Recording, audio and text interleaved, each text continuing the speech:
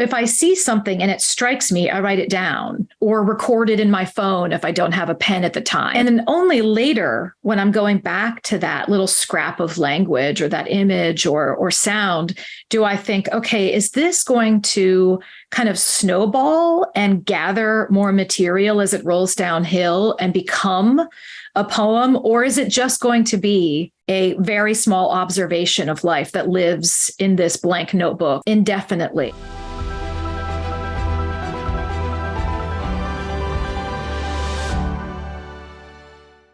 In this episode of Insights at the Edge, my guest is Maggie Smith.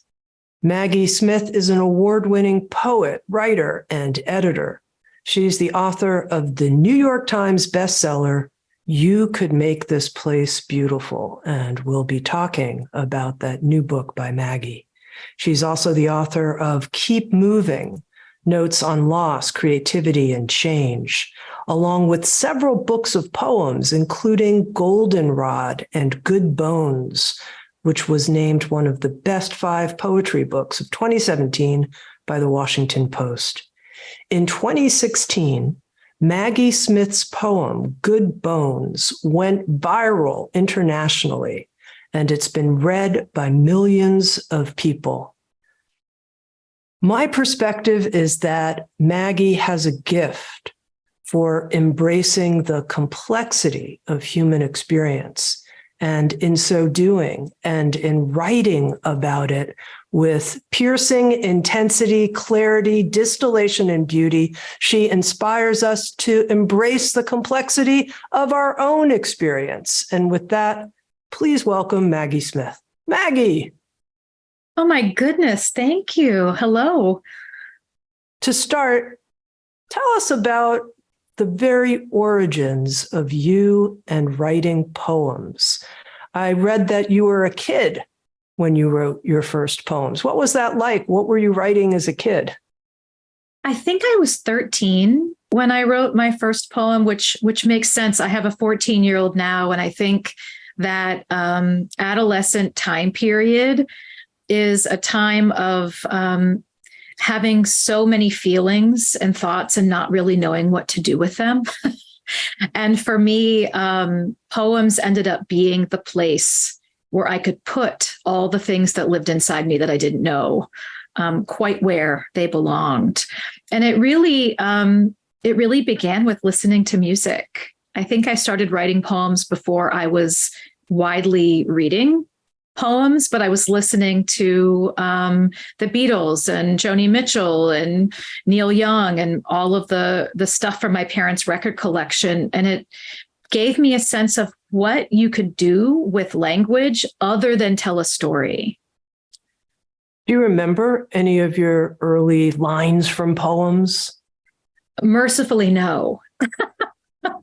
I do remember my very first poem rhymed, which is I think makes sense. You know, we often think of poetry as rhyming, especially early on. My poems rarely rhyme now. It rhymed. It had an ocean metaphor, and it was roundabout about how no one quite understood me, which is probably how all 13-year-old girls feel. But no, I don't have access to most of my high school writing. It lives somewhere, and I wish I still had all of that stuff. But most of the earliest poems that I have access to are from college. One of the things that I read about you is that you don't think of yourself primarily as a storyteller, but more someone who thinks and experiences life in sensory experience. And I wanted to understand more about that, experiencing life in sensory experience. What does that mean? How do you know which sensory experience is so scintillating that it lands and it's worthy of your writing?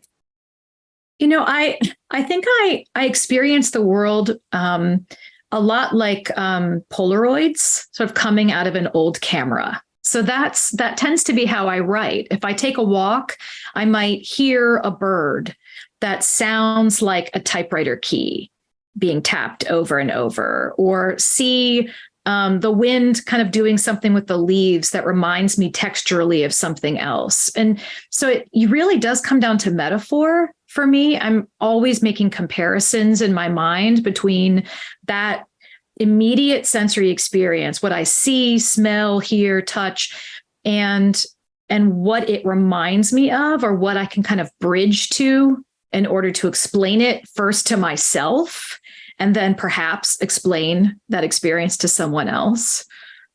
I'm sure there's lots of metaphoric experience, sensory experience that lands with you. What makes it so interesting that you think, I'm going to write about that? It's like a feeling inside that comes with it. I mean, I probably write a lot of things that are honestly not that interesting. and then there's enough. Right. I mean, I don't know. I think maybe the question is like, when does the filter start? I really try not to filter too early. So if I see something and it strikes me, I write it down or record it in my phone if I don't have a pen at the time, or try desperately to remember it until I can get to a place where I can record it. And then only later, when I'm going back to that little scrap of language or that image or sound, do I think, okay, is this going to kind of snowball and gather more material as it rolls downhill and become a poem? Or is it just going to be a very small observation of life that lives in this blank notebook or in the notes function on my phone indefinitely? And I never know until I go back to it, and either things sort of start to accrue around that initial observation, or they don't. I think there are a lot of people in the Sounds True audience and who listen to Insights at the Edge who are interested in writing about their experience in some type of memoir. They want to, maybe they already are in the middle of something, and they're having a challenge finding their right form.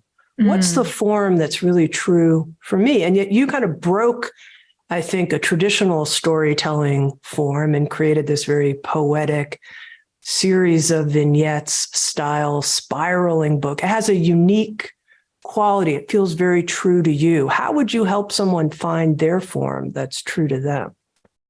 I worked with one of my favorite writers, Megan Steelstra, on this book. And what I had when I gave it to her was a stack of vignettes. I wrote all of the pieces in this book separately, not in chronological order, and then sent them all to her and said, what do I do with this? As a poet, I'm really comfortable with form. Often it comes to me pretty early what the shape of the thing should be. And once I have the form at hand, it gives me a kind of confidence to continue shaping the thing. With memoir, I felt sort of like I was open sea swimming because I didn't really know what shape this thing wanted to take. And Megan, and with her editorial expertise, sort of helped me color code all the different strands of the book, assemble it, think about how I wanted the tones to be different between the strands, where I wanted to begin, where I wanted to end, which was incredibly helpful. I think we all probably have books that we turn to that we think, oh, if I wanted to write a memoir, it would sound like that. Or I wish I could write something that sounds like that. And I think those things can be incredibly useful, but it can also get in the way because I think probably each of our stories has an organic form. And it's up to us to find what that right fit is. And it might not look like another book. It might not look like a book that even exists in the library or on a bookshelf just yet. And sort of finding your way and listening to that inner voice, to me, seems so important as you're crafting your own story. It's interesting to me that you sought out professional editorial guidance, if you will, and yet you also provide that to other people. And that's part of the work that you've done in the world. And as someone who teaches and creative writing programs, interesting. Maybe it's so helpful to have a partner or an outside perspective. I'm wondering what your thoughts are on that. Oh my gosh, it's huge. When I'm writing poetry, which is primarily what I teach and what I edit, I feel like I'm in water I can touch in. Like it feels like I can wade in. And even when I don't quite know where I'm going and what's going to happen, my feet are touching the bottom of the pool. And so when I say that memoir writing was like open sea swimming, I mean just that. I felt like I was airdropped into the Atlantic Ocean. And I had no idea formally what I was doing because I had never written prose at this scale or size before. I'd only written poems. And so I really approached this book like a poet, writing in small pieces, using pretty much, other than line breaks, every bit of my poetry toolkit in this book. I mean, I used a lot of repetition. I used a lot of sound play, metaphor, image, anaphora. I kind of carried all of that stuff over to make myself feel more at home in a genre I did not quite feel at home in. And I knew enough to know what I didn't know. And I think that's really important as a writer. I came into this process having written and published several books, but under no illusion that I really knew what I was doing as a memoirist. And so I sought out someone who had more expertise in this genre than I did to help guide me and also just give me the confidence. Because a lot of what Megan said was, it's okay to do things differently. It's okay to write this book as a poet. Trust yourself. And having someone tell me that was incredibly important at the time. For a moment, I want to turn to this topic of how writing can be a path for self-discovery for someone, for really finding out more and more the deeper truth of our experience. And I'm curious what you would say to someone who says, when I write, I find I'm a little bit on the surface of things and I can go a little bit deeper, but I can tell I'm not quite getting to the real core of what I want to share. I don't quite know how to get there. Are there prompts or any kind of pointers that someone like Maggie, who has this gift, it seems, to getting right to that sort of raw center? How do I do that in my own writing about my experience? One of the things I like to do is a sort of drill down exercise. And so when I first start writing, and it doesn't matter if it's going to turn into a poem, an essay, a story, a memoir, it all begins the same. It all begins for me as handwritten pages, either in my notebook or on a legal pad. And it looks like an absolute mess. And so what I often do is write until I'm kind of wrung out, almost like imagine wringing out a rag over a bucket. I write and write and write until I feel like I've exhausted that path. And it may be that I take several digressions. Like I start out writing about a tree and suddenly I'm writing about my grandmother's kitchen.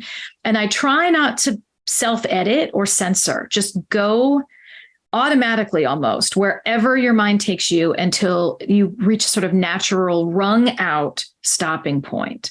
The drill down then is going back through that page or two or three, or if you're lucky, 5 or 6 or 7. And I will go back and circle the pieces of writing in that big mess that I find most charged, most interesting to me, not necessarily most interesting to a reading audience, but most interesting to me, like the paths I think are most fruitful for me to follow.